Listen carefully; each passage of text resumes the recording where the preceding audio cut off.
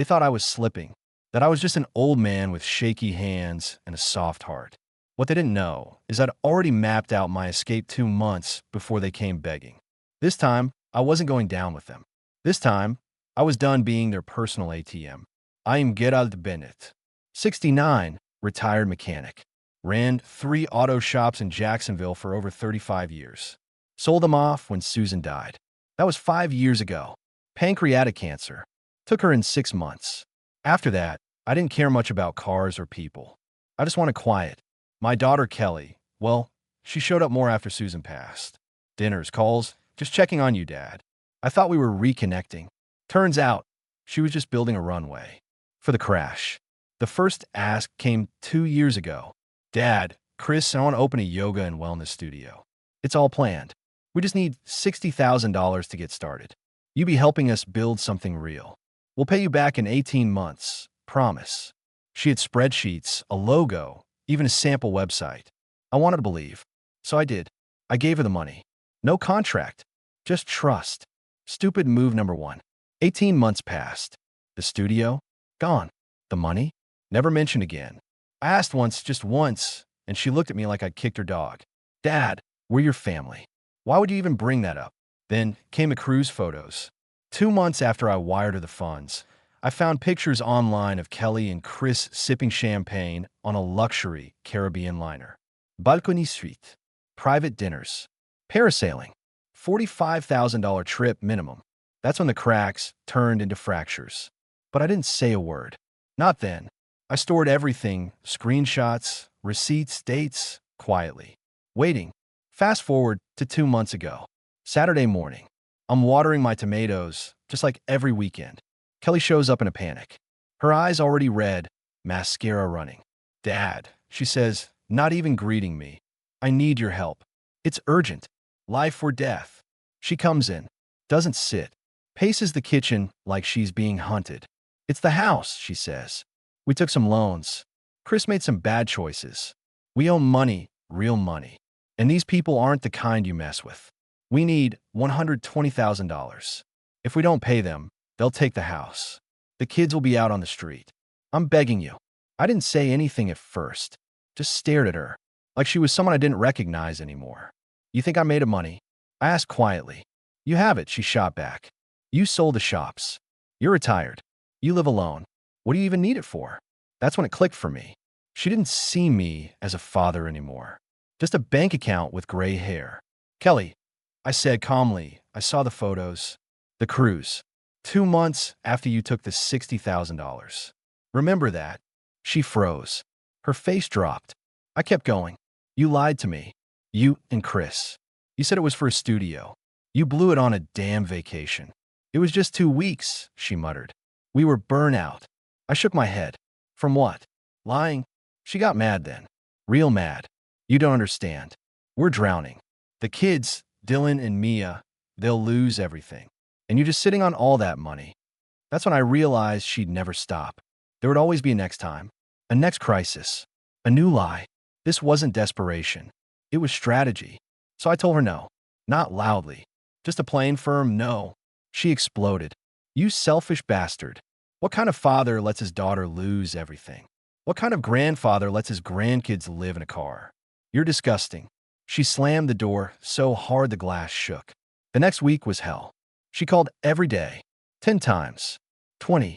Left voicemails with fake tears. Then with rage. Then Chris showed up. Stood outside my door yelling for an hour. I didn't open. 3 days later, I found Mia and Dylan sitting on my porch. Alone. No bucks. Just 2 kids and a note in Mia's hand. Talk to Grandpa.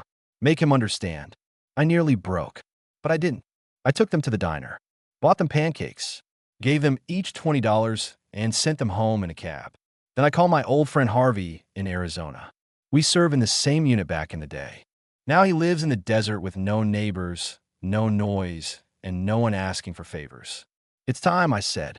He knew exactly what I meant. By the next morning, I had a plan. No notes. No goodbye. Just 2 bags, cash, and a one-way ticket out. They thought I was just some old fool. But by the time they knocked on my door again, I was already gone. By Monday, I had it all in motion. The house went on the market quietly. Harvey knew a broker who handled sales for people who don't want paperwork asking too many questions. Cash only, no signs out front, no online listings. I didn't want offers. I wanted gone. I emptied my accounts in batches, $200,000 over 4 different branches. Kept withdrawals under the radar. No red flags, no calls from the bank. Everything in cash. Neatly packed, heat-sealed, labeled. Harvey taught me that back when we were running logistics convoys. Next stop, DMV. I requested a replacement ID, then lost it again a few days later. 2 IDs, 2 names. Fake. No, just convenient. By Friday, my truck was gone. Private buyer. Paid in cash. Never asked my name. I left the title blank and pocketed $16,000. Everything in the house went on Facebook Marketplace. Tools, furniture, books, gone in 48 hours. I told people I was downsizing to a cabin up north. No one questioned it. Retired old man with a tired look? Easy to believe. I kept 1 duffel bag of clothes, 1 for the money, a third for essentials, passport, old military files, 1 photo of Susan. That's it. Sunday night, I called Kelly. She didn't answer, of course. So I left 1 final voicemail. Kelly, I'm done. There's nothing more for you here. I won't be around. Don't come looking. Then I turned off the phone, snapped the SIM card in half, tossed the phone in the river.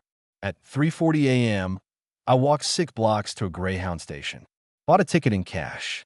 Destination, nowhere special. Just west. The further the better. 8 hours later, I was in Mississippi. 3 days later, New Mexico. By the following week, I was in a small desert town with 1 gas station, 1 diner, and no cell reception. Population under 800. Perfect. Harvey picked me up in an old Jeep and drove me another 2 hours into the hills.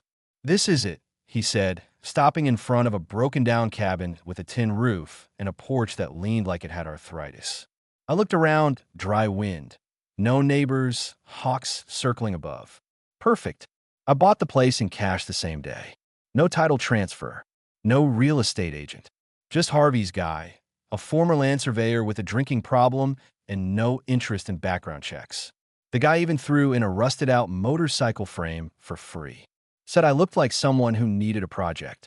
I used an alias, Greg Nolan. No online footprint. No forwarding address. No trace. I opened a bank account under the table with Harvey's help. Used an old LLC I still had from the garage days. Deposited $120,000. Enough to appear normal if anyone ever checked. The rest stayed in cash, locked in a steel box under my bed. The first week, I slept 14 hours a night. Not because I was tired, but because I finally could. No knocks on the door. No screaming voicemails. No guilt trips. Just wind, dust, silence. I bought a burner phone. No apps. No contacts. Only Harvey had the number. Every few days, he brought groceries, updates, news. He told me Kelly had reported me missing. Police asked a few questions, he said. I told them you talked about moving to Belize. They bought it. I nodded. Let her think I'm dead for all I care. He didn't laugh. He just nodded back. He got it. The following week, I started walking the land around the cabin. Found a stream nearby. Started clearing weeds. Built a fire pit. Bought chickens from a nearby farm. I spent mornings fixing the bike. Afternoons chopping wood. Evenings watching the sun disappear behind the rocks. No TV. No internet. Just books. Coffee. A dog I picked up from the shelter named Rufus. 2 weeks in, I caught myself smiling. Not forced. Not fake. Just peace. And then, one morning, Harvey came by with a strange look on his face. She's still asking, he said. Kelly.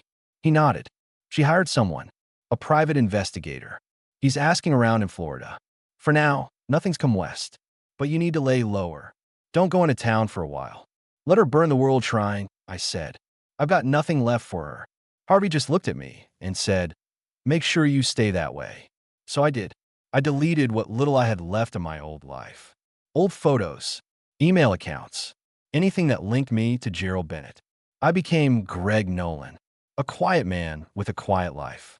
And for the first time in 20 years, I was finally free. 3 weeks into my new life, I saw my old face on a missing persons poster. Harvey brought it with the groceries. He dropped the paper on my porch and pointed at it like it was roadkill. "She's not giving up," he said. There it was. My driver's license photo, blown up. Missing, Gerald Bennett. Age 69. Last seen in Jacksonville, Florida. Reward, $5,000 for information. I laughed. $5,000? That was her last bullet. Except I knew Kelly never fired just once. If she was offering money, it meant one thing. She was getting desperate. "She's throwing money she doesn't have," I said. "That'll go well." Harvey just nodded. "She's not the only one asking. Her husband called your old insurance rep, claimed you were mentally unstable, that maybe someone took advantage of you, right? Me?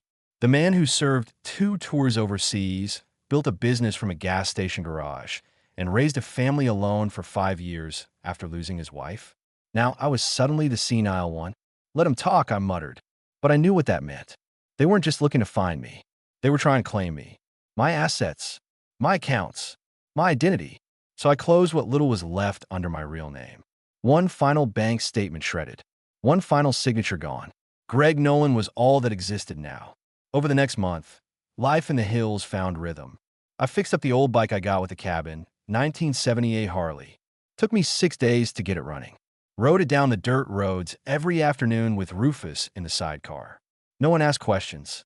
A few old-timers waved. Most just nodded. That's how I liked it. I stayed out of the main town. Only visited a supply store every other week. Cash in hand, fake name on the receipt. I was invisible. But people talk.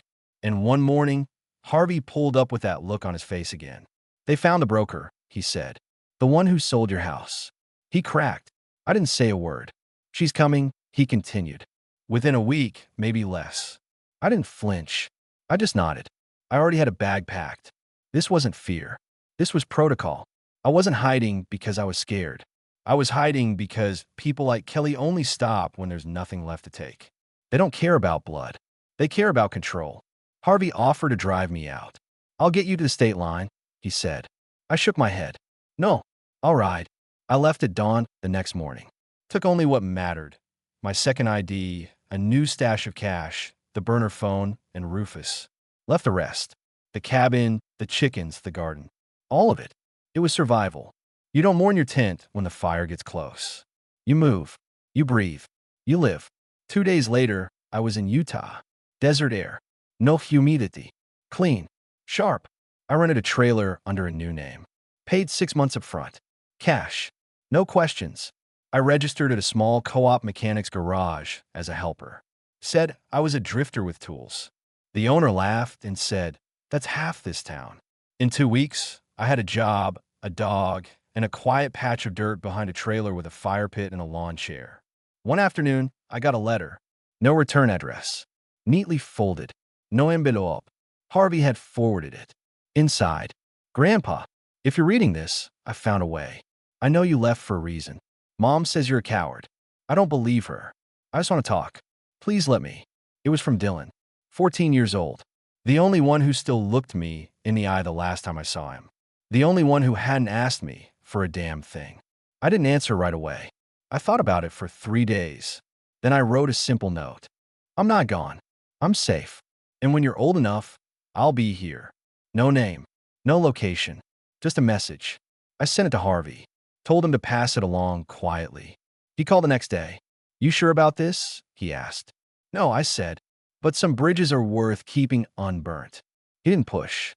Just said, "I'll make sure he gets it." That night, I sat under the stars with Rufus and thought about what cowardice really meant. Hiding from your own child because you're scared of being used again? Or staying and letting them drain you until you're dead broke and alone. They can call it running. They can call it betrayal. They can even call it cruel. I call it survival. That IT was a Wednesday. Mid-September. Dry air, no clouds, the kind of silence you only get out here in Utah.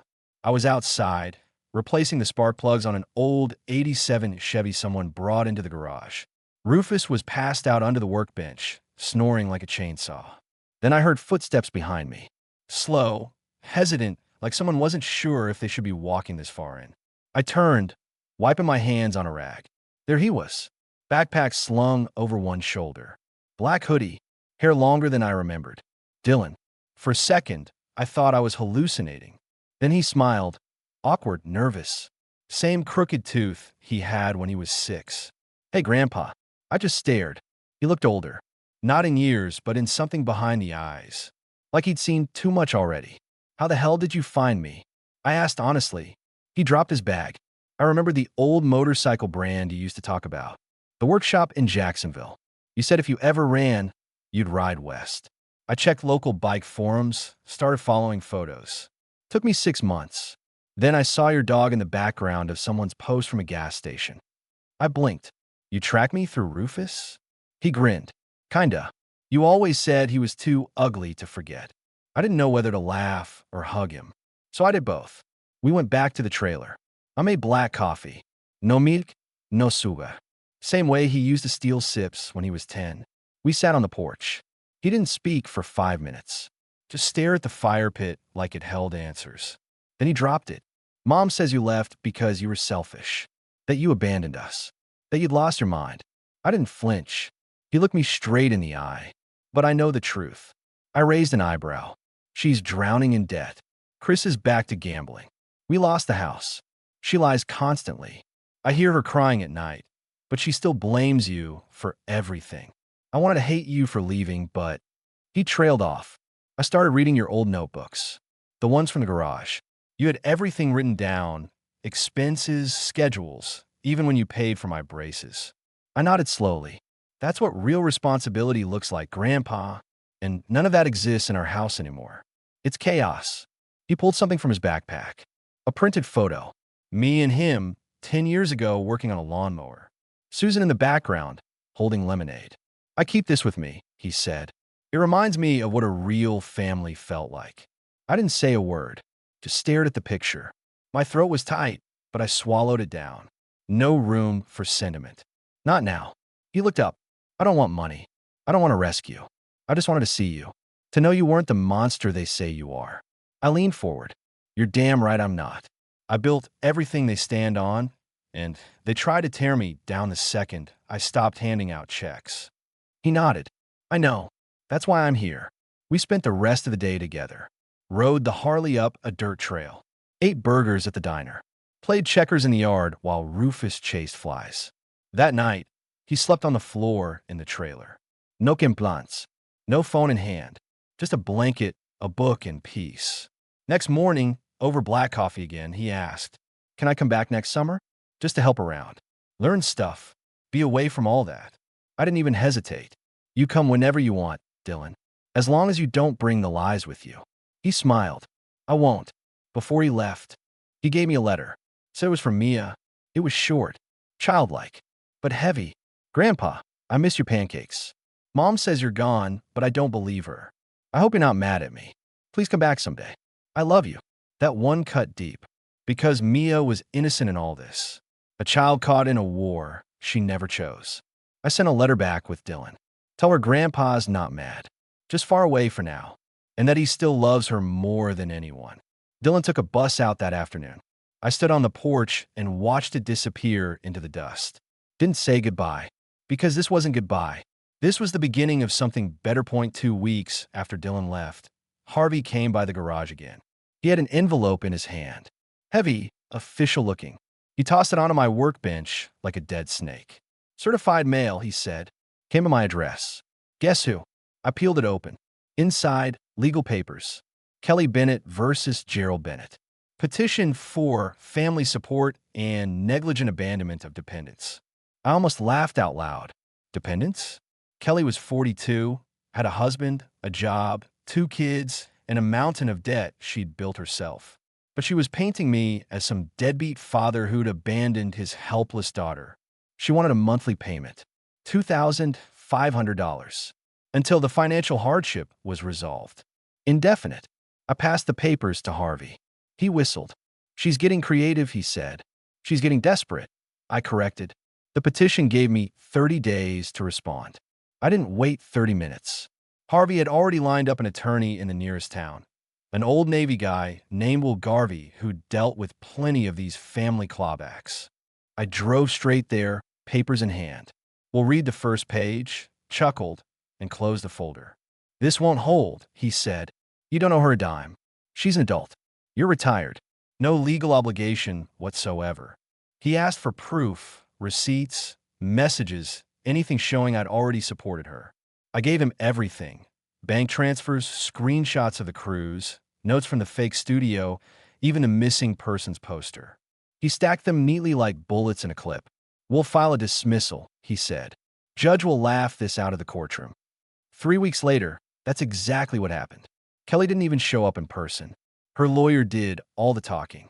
Tried to paint me as mentally unstable, easily manipulated, vulnerable. Well, slid the cruise photos across the table. The judge glanced at them and said, "Case dismissed." No deliberation. No lecture. Just done. I walked out free. Kelly's lawyer wouldn't meet my eyes. Later that night, Harvey called. "She's furious," he said.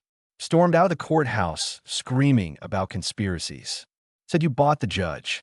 She's telling anyone who'll listen that you're evil. Let her, I said. Every word digs her hole deeper. But I knew what came next.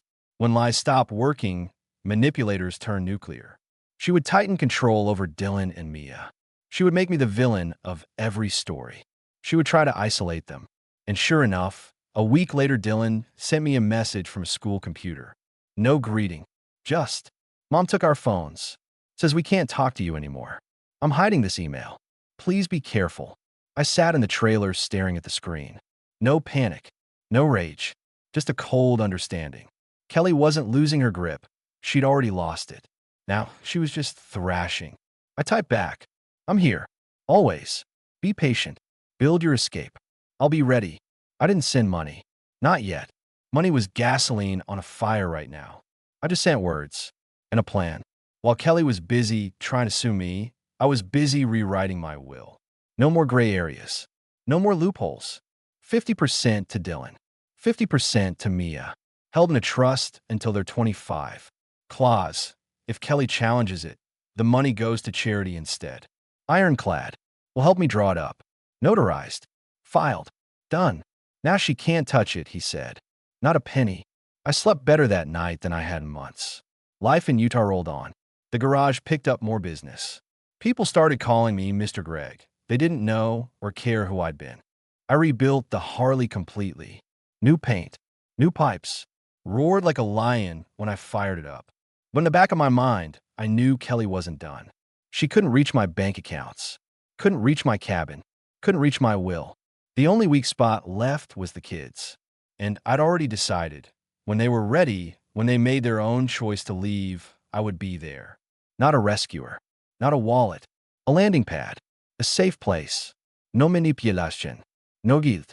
Harvey came by one evening, sat on the porch with a beer. "You ever regret it?" he asked. I shook my head. No, not for a second. Not even leaving the kids. I stared at the horizon. "They're the reason I left," I said. "If I stayed, I'd be broke and bitter. This way, I'll still be standing when they need me. That's not abandonment. That's strategy." Harvey grinned. "You always did think 3 moves ahead." I sipped my beer. That's why I'm still here. The sun dropped behind the red hills, painting everything in fire. Rufus barked at a coyote. Another day in my new life. Another day Kelly lost. It was a Saturday morning. Early fall. I just come back from the co-op, had a bag of coffee in one hand, loaf of sourdough under the other. Rufus was already circling my boots, waiting for his walk. I opened the door to the trailer, stepped inside, and heard 3 quiet knocks on the back screen. Not the front. I froze. No one used the back door. Ever. I walked around, hand on the old wrench I kept near the fridge just in case. And then I saw her. Mia. Backpack. Red hoodie. Messy ponytail. 11 years old. Standing in the dust like a ghost from a life I thought I'd sealed shut. "Grandpa," she whispered. "I'm not supposed to be here." I opened the screen. She walked in like she'd done it 100 times. Dropped her backpack, sat on the couch, didn't say a word. I sat across from her. "How did you get here?" "Bus. 2 of them. Dylan helped me plan it." I blinked. "You traveled across 2 states. Alone." She shrugged. "I had exact change. And I lied to Mom." "Jesus, Mia. I wanted to see you."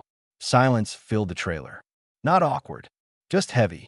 Then she said, "Mom says you're a monster. that you disappeared because you never loved us. But that doesn't feel true. I didn't answer. She dug in her hoodie and pulled out a wrinkled envelope. She doesn't know I have this. Dylan gave it to me. Your letter. I've read it like 20 times. She looked up. Are you really okay? Or are you hiding because you're sick? I exhaled. I'm not sick, sweetheart. I am alive. And I'm here because I had to be. Because if I stayed, I would have lost everything, including myself. She nodded slowly. Things at home are bad. Mom cries every night. Chris is always gone. Dylan keeps his door locked. They fight all the time. Loud. Sometimes scary loud. I leaned forward. Do they hurt you? She shook her head fast. No, not like that. Just, they forget we're even there. My fists clenched without thinking. I forced them open. I miss the pancakes, she said quietly. The ones with blueberries. I miss watching you fix stuff. I miss you yelling at the toaster when it burned your bread. That made me smile. You used to laugh every time, I said. Still would, she answered. We spent the day together. No phones. No lies. No courtrooms. Just us. We fed Rufus, walked to the river, picked apples from the neighbor's tree with permission. I showed her the rebuilt Harley. She made me promise I'd teach her to ride one day. That night, I made those pancakes. Same cast iron pan, same batter. She ate 4. When the sun set, she sat by the fire and whispered, Can I stay? It hit me like a brick. Not can I visit again. Can I stay? She didn't mean a weekend. She meant forever. I didn't answer right away. You're only 11, I said carefully. They'll come looking. I don't care. They'll file reports. I'll say I ran away. They'll drag me into court. She looked up, eyes dead serious. I don't want to go back. I swallowed hard. I wanted to say yes. Every cell in my body screamed to say yes. But I had to think 2 moves ahead. Like Harvey always reminded me, if I kept her, I'd be legally exposed. Kelly would use the law like a weapon. Not for me as good. For revenge. I walked outside, stood in the cold for a long time. Rufus came with me. Harvey called that night. I told him everything. He was quiet for a moment. You can't keep her, he said. I know, but you can make her a promise. I went back in. Mia was curled on the couch, awake. I can't keep you. Not yet, I said. But one day, when you're old enough, when it's your choice, my door will always be open. She looked down. I figured. I handed her a small box. Inside, a silver key. To this place? She asked. I nodded.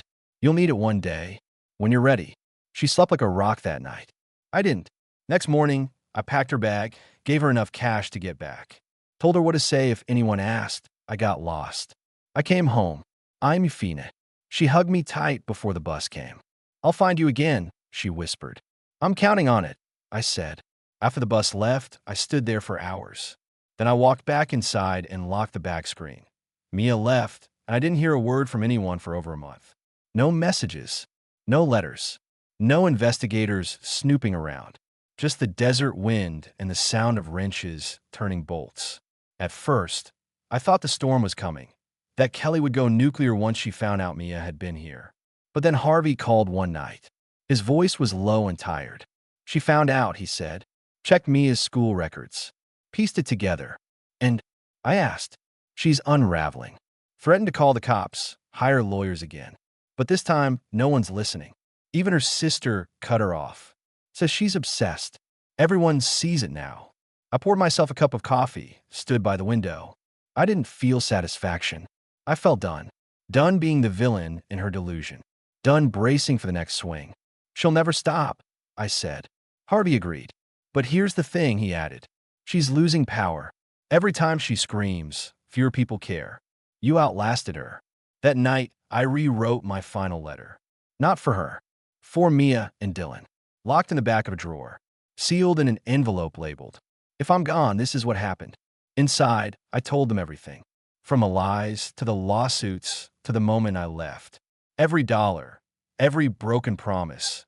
Every move I made to protect what little I had left of myself.